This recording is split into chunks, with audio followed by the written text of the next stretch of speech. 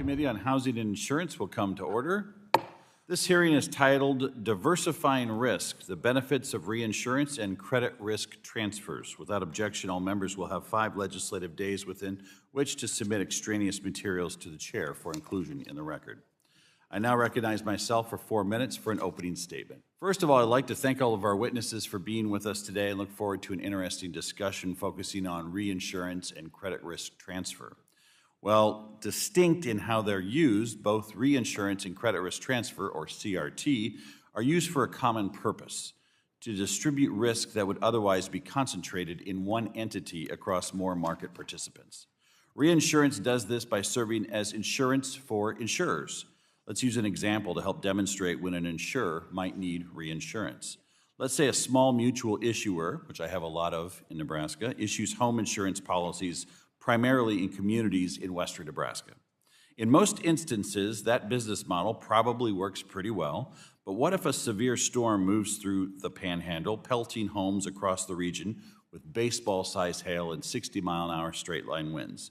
That insurer could see a large portion of its insureds filed claims at the same time, a disaster that could even send the company into bankruptcy. One way for an insurer to deal with this is to get reinsurance, or insurance for the insurer, that would cover exactly the type of risk that would put them in a difficult position to pay claims.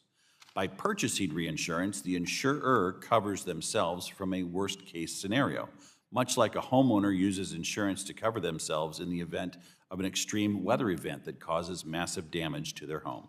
Similarly, CRT is used by Freddie Mae and Freddie Mac to distribute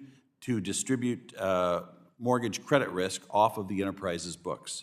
Much like reinsurance, CRT, if used properly, will help redistribute some of the risk on the GSE's books to other financial actors, lessening the burden on the enterprises themselves. For those of us that are interested in lessening the taxpayer's potential liability from Fannie Mae and Freddie Mac, CRT is a tool that can help meet that goal. CRT is designed to put private capital ahead of the taxpayer in the case of mortgage defaults. When it operates properly, it both spreads the risk and lessens taxpayer exposure to downturns in the mortgage market. While this discussion will largely focus on transferring risk between insurers or the enterprises, both reinsurance and CRT have downstream effects on the insurance market and the mortgage market, including consumers. A market with concentrated risks is going to be more likely to have problems when unusual events arrive. As a policyholder, you want your insurer to have diversified risk to ensure that when something happens to you, they pay your claim. As a prospective homebuyer, when you're shopping for a mortgage, you want the best terms and the lowest interest rate possible, something that is easier to find when enterprises are healthy and conforming mortgage market is running smoothly. The bottom line, reinsurance and CRT help distribute risk across the market. Both make our insurance market and mortgage market operate safely and soundly. I'd like to add the following documents to the record for this hearing: an April 21, 2026 letter from the National Association of Realtors. Without objection, it is received. I look forward to hearing from our expert panelists today. I understand this is the first time in some almost 20 years that we've had this in front of our committee. I'm shocked that the paparazzi is not here checking in on what we're doing, but we are working on behalf of the taxpayers to make sure that the capital markets step in before they do in the event of a catastrophe. Mr. Jerry Theodorou, the Director of Finance, Insurance, and Trade Policy at the R Street Institute, you are recognized for your oral remarks for 5 minutes. Chairman Flood, Ranking Member Cleaver, members of the subcommittee, thank you for holding this hearing and for the invitation to testify. My goal is to present an overview of the complex global reinsurance industry. Reinsurers are dispersed across the globe, with reinsurance hubs in 5 geographic clusters: in continental Europe, Bermuda, the Lloyd's market, the US, and the Far East. Close to half of global reinsurance capital is in continental Europe. The big 4 continental reinsurers, Munich Re, Swiss Re, Hanover Re, and SCOR, account for half the world's reinsurance market. If the primary insurance industry is effectively the economy's financial first responder, the reinsurance industry is the market's shock absorber. Several features of the reinsurance market are responsible for its role in the economy. Reinsurance diversifies risk. A strong illustration of this is reinsurers' reaction to the hurricane seasons of 2004 and 2005. In 2004, 4 catastrophic hurricanes struck Florida: Charlie, Francis, Ivan, and Jean. In 2005, Katrina, Rita, and Wilma hit the Gulf and Florida. Cumulative losses from these 7 hurricanes reached about $100 billion, but more than half the losses were borne by overseas reinsurance. Were it not for insurers recovering the majority of 2004-2005 losses from global reinsurers, primary insurers would have shouldered the entirety of the $100 billion loss. The global reinsurance industry paid 61% of the losses from the 2005 hurricane season, and 60% of the losses from 9/11 were assumed by the global reinsurance industry. You see, global reinsurers take the financial sting out of disasters. The losses of 2004 and 2005 were significant for another reason. Responding to the depletion of capital from those 2 bad years, entrepreneurial insurance executives created 8 new Bermuda reinsurance companies focusing on property catastrophe risk. This spawn of 2004-2005 is called the Class of 2005. Insurance companies have counterparty relationships with dozens of reinsurers. Medium-sized insurance companies typically obtain reinsurance from about 75 reinsurers, enabling the spread of risk. Reinsurers perform other functions beyond diversification, including volatility management, retrocession, which is reinsurance for reinsurers, and serving as a flexible source of capital. After years of rate increases, reinsurers are now reducing rates as a response to below-average catastrophes in 2025 and the first quarter of this year. Just a few weeks ago, on April the 1st, property catastrophe rates came down by about 14%.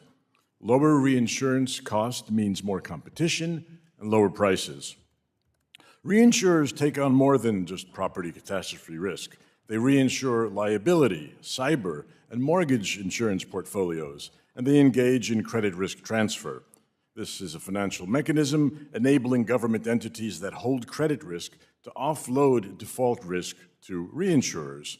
Government-sponsored enterprises, the GSEs, such as Fannie Mae and Freddie Mac, shift borrower default risk to reinsurers. Numerous reinsurers serve as CRT counterparties. These include the European Big Four, Bermuda, and Lloyd's. Reinsurer responses to the large disaster toll of 2004 and 2005 showed that it was not government action that paved the way out for a capital-deprived industry. It was private investors who recognized uncorrelated insurance risk as a diversifying asset strategy. Over the years, there have been proposals introduced in Congress to create federal reinsurance entities offering reinsurance products at below-market rates. Such initiatives are ill-advised for 3 reasons. First, government-provided reinsurance would displace private market reinsurance.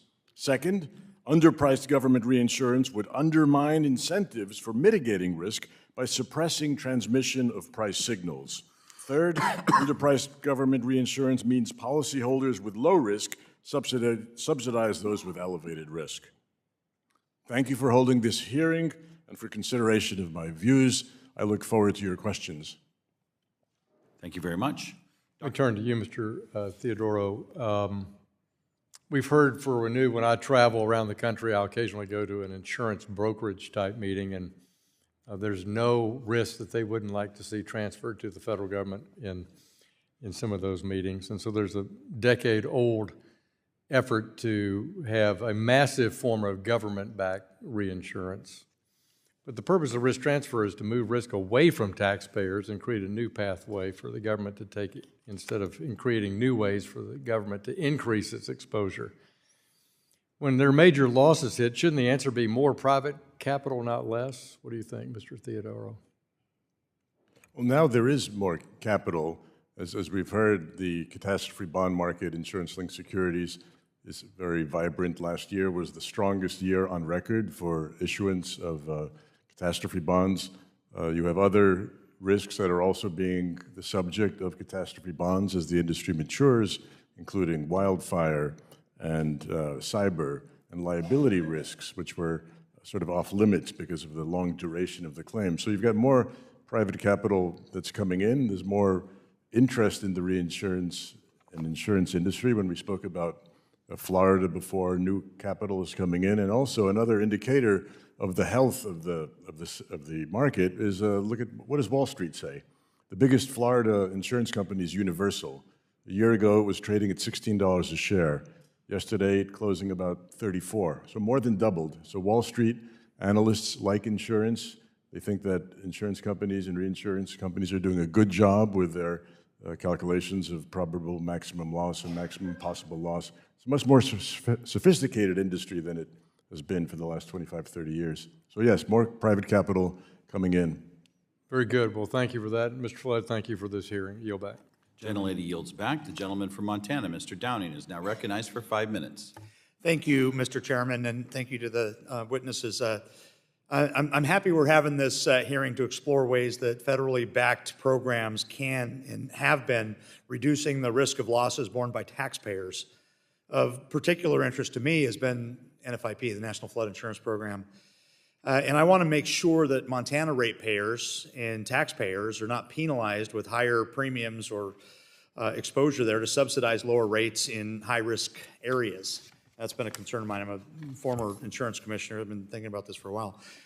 But I'm going to start a little bit broader about a proposal that's been circulating in Congress and among some think tanks of the idea of creating a federal property reinsurer. And I firmly believe that the federal government should get out of the business of insurance to the greatest extent possible. And that's one of the reasons that I have a bill to eliminate FIO, the Federal Insurance Office. I really believe in state-based regulation. I believe the private market should take this up. Something that I'm supporting. So I'm going to start with Mr. Theodorou. You've opined on this topic before, and can you explain why federalizing reinsurance continues to be a terrible idea and one that runs the risk of shifting costs of living in riskier areas along the coast to people living in places like Montana? Yeah, thank you for the question. Indeed, I've seen that federally backed or federal reinsurance is not a good idea because it does the opposite of what reinsurance is designed to do. Mm-hmm. Reinsurance achieves a spread of risk, whereas if you remove the providers of the risk from the global environment, and it's strictly done in the United States, then you're concentrating risk, because the U.S. actually has more natural catastrophes than other regions of the world. So it's not a good idea from that point. The last hearing, as Congressman Flood indicated on this subject on reinsurance, was in 2007. Mm-hmm. And at that hearing, the chairman of the Council of Economic Advisors, Ed Lazier, made a really passionate presentation on why after 2004, 2005, the federal reinsurer is not the answer. I've indicated in my testimony earlier that if you have federal reinsurance that crowds out the private market, right, and it suppresses the transmission of signal of price, and also it does a counter subsidy of subsidizing those with large million-dollar homes, and smaller ones pay for it. So on many fronts, it was a bad idea. Fortunately, it wasn't carried through, but it has come up a few times with the similar kind of proposal. Yeah. Well, I appreciate that. Thank you for that, for your testimony there. To shift gears really quickly, Mr. Chairman, I request unanimous consent to submit for the record Mr. Theodorou's piece titled "Why a Federal Reinsurer Remains a Bad Idea." Without objection. Thank you. Gentleman yields back. I'd like to thank all the witnesses for your testimony today. Without objection, all members will have 5 legislative days to submit additional written questions for the witnesses to the chair. The questions will be forwarded to the witnesses for their response. Witnesses, please respond no later than May 27th, 2026. With that, this hearing is adjourned.